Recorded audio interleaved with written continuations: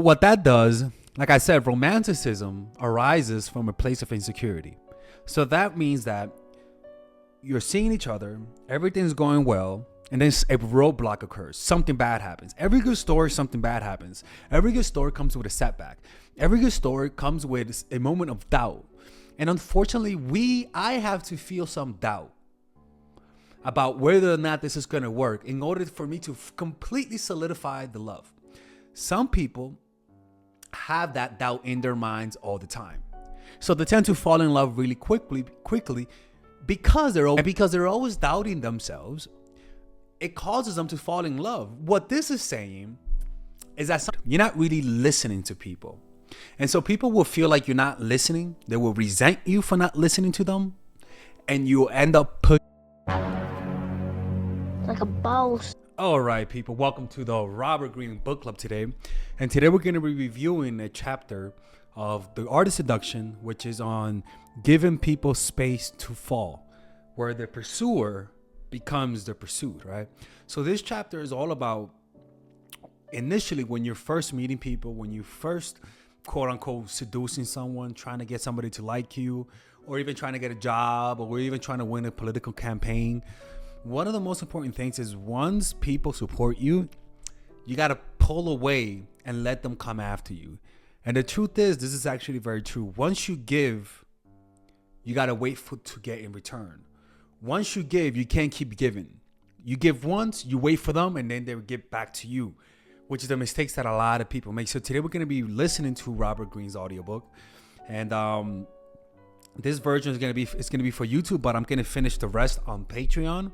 So if anybody wants to join the Patreon and get access to the Robert Greene Book Club, you can click on the description down below where it says join the Robert Greene Book Club. And there you'll be able to join the club. It's only $5. It's only a cup of coffee. Okay, like it's only a cup of a gentrified coffee. All right. So just click on the description down below. And there, we're also planning to review movies and TV shows. So hopefully I could do something like that next week, just to get your feedback. But let's begin with this, okay? 21. Give them space to fall. The pursuer is pursued. If your targets become too used to you as the aggressor, they will give less of their own. Chapter 21. Give them space to fall. The pursuer is pursued. If your targets become too used to you as the aggressor, they will give less of their own energy, and the tension will slacken. You need to wake them up, turn the tables.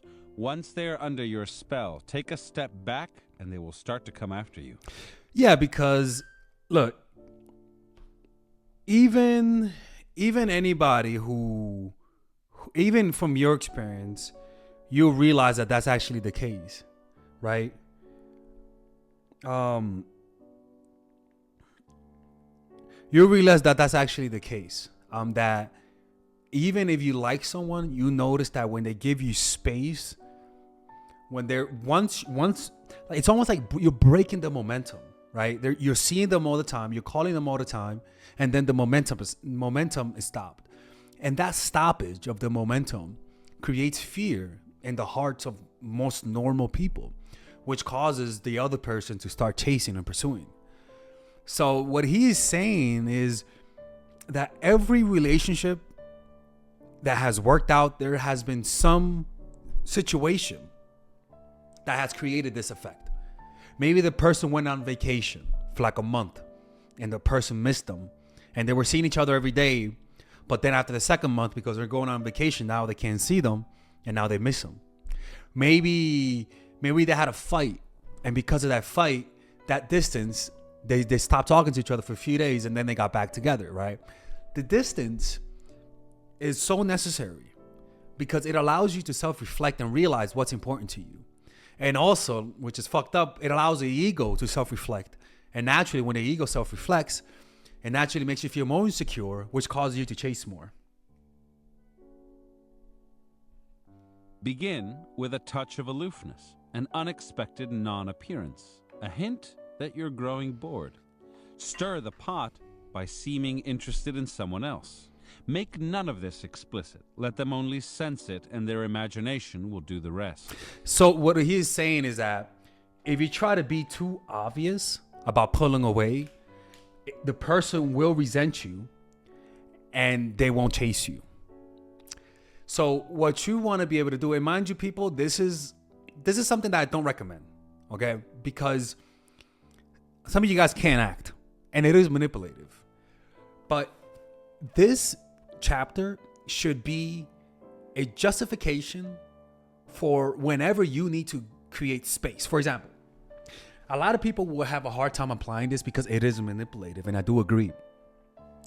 But a lot of people, let's just say you want to go on a date with someone next week, and the date comes, but you like them a lot, but you feel really tired and you also feel kind of sick, but you are afraid to disappoint them. This chapter should be an encouragement to tell you that it's okay to disappoint them. They're still going to be there. It's okay for you to have to cancel plans because you have to work late. It's okay for you to not text them back because you feel antisocial and you don't want to text them. It's okay to see the text message and not text them back because you're having a nap and you don't want to interrupt your nap, right? What I am telling you is that if you actually live a normal life where you're not isolated and where you're doing healthy things and having people in your life, this will happen. You will not one day want to hang out with your partner and want to go party with your boys. One day you're going to want to go on vacation with your homeboys and not invite your girl because you're tired of hanging out with your girl, right? The issue is that these things happen all the time. These types of situation, for this situation, this type of situation happens all the time. It's just that you insulate the people that you love from experiencing this, because when you like someone, clearly you don't want to do harm. And one of the harms that naturally happens is that they tend to feel insecure when we pull away, and we think we're going to lose them because maybe we have a fear of abandonment. What this is telling you is that it's okay. It's okay for you to hang out with your sister or girlfriends because they asked you to hang out and you haven't seen them in a while, and now you got to break a date with the guy that you see. What I'm trying to tell you is that people will forgive you more, and these types of situations are good. They're good for you.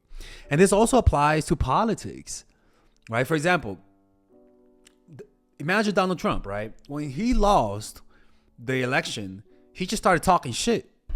What he should have done was kept his mouth shut and accepted defeat, and not do what Democrats did and blamed it on a fake election. And say it was a fake election. He should have just kept his mouth shut. But what he did, he started talking, being a sore loser, and did exactly the things that he complained about the Democrats doing. And that's not accepting that he lost. So because of that, now he is in this type of trouble where he's in court. All because he just couldn't create space. If you lose, if you win, create space. Sometimes there comes moments in life that you're doing a great job, and sometimes you just have to stop and let the person breathe. Let your audience breathe. A manager who doesn't give his employees space becomes an overbearing manager that sabotages performance. Let's keep listening. Creating the doubt you desire. Soon they will want to possess you physically, and restraint will go out the window. The goal is to have them fall into your arms of their own will. Create the illusion that the seducer is being seduced. So what that does, like I said, romanticism arises from a place of insecurity. So that means that you're seeing each other, everything's going well, and then a roadblock occurs. Something bad happens. Every good story, something bad happens. Every good story comes with a setback. Every good story comes with a moment of doubt. And unfortunately, I have to feel some doubt about whether or not this is going to work in order for me to completely solidify the love.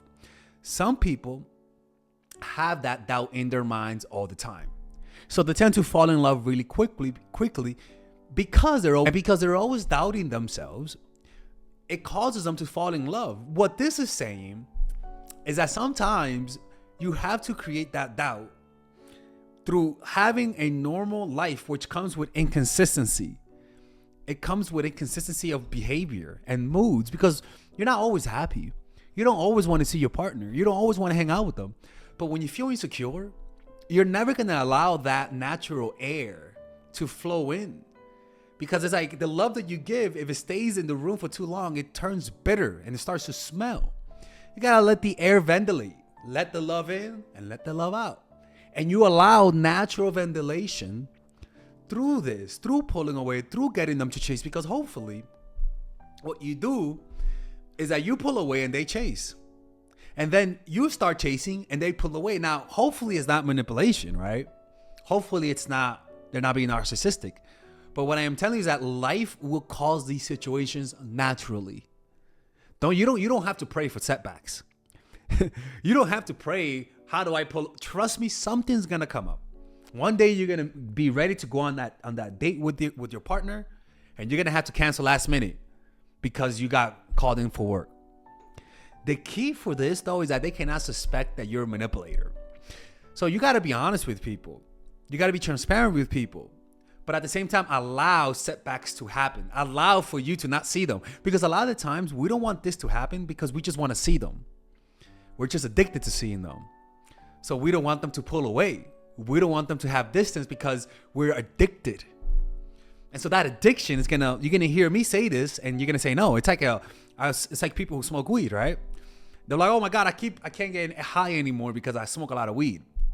And you tell them, I know a trick so that you can get higher. And they're like, oh, what? Are you ready for the trick? And they're like, yes. Stop smoking. And they're like, I don't want that shit, man. I'm too addicted.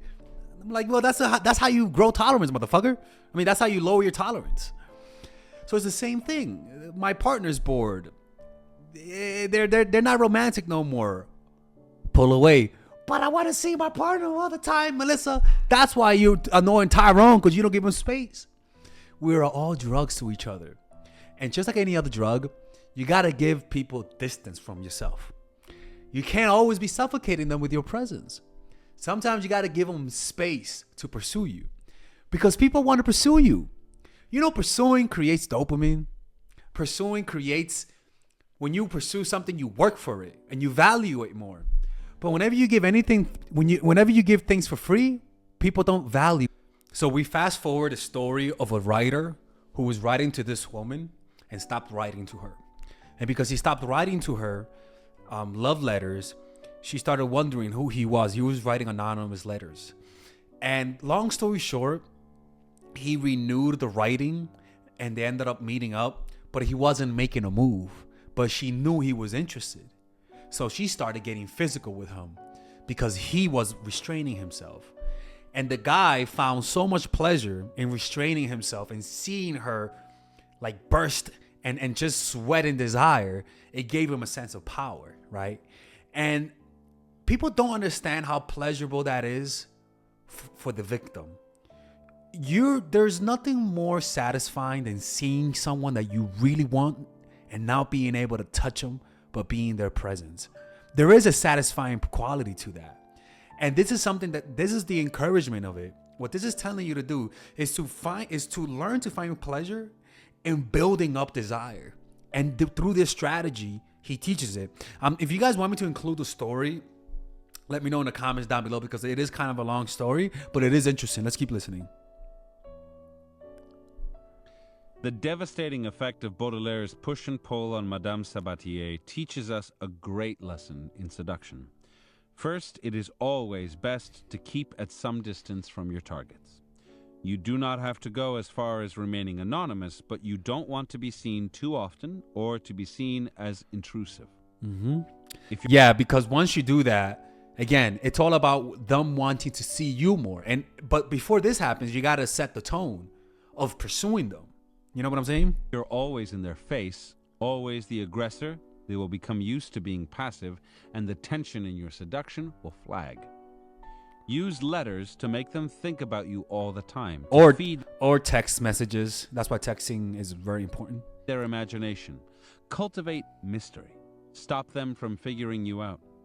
Baudelaire's letters were delightfully ambiguous. mixing the physical and the spiritual, teasing Sabatier with their multiplicity of possible interpretations. Then, at the point when they are ripe with desire and interest, pull away. when perhaps they are expecting you to, Right? And this is the point of it. And this is where most people mess up the seduction, right? That they don't have the patience and the control to not let this go any further and to hold themselves back and let them, like, right when they're about to give in, pull away.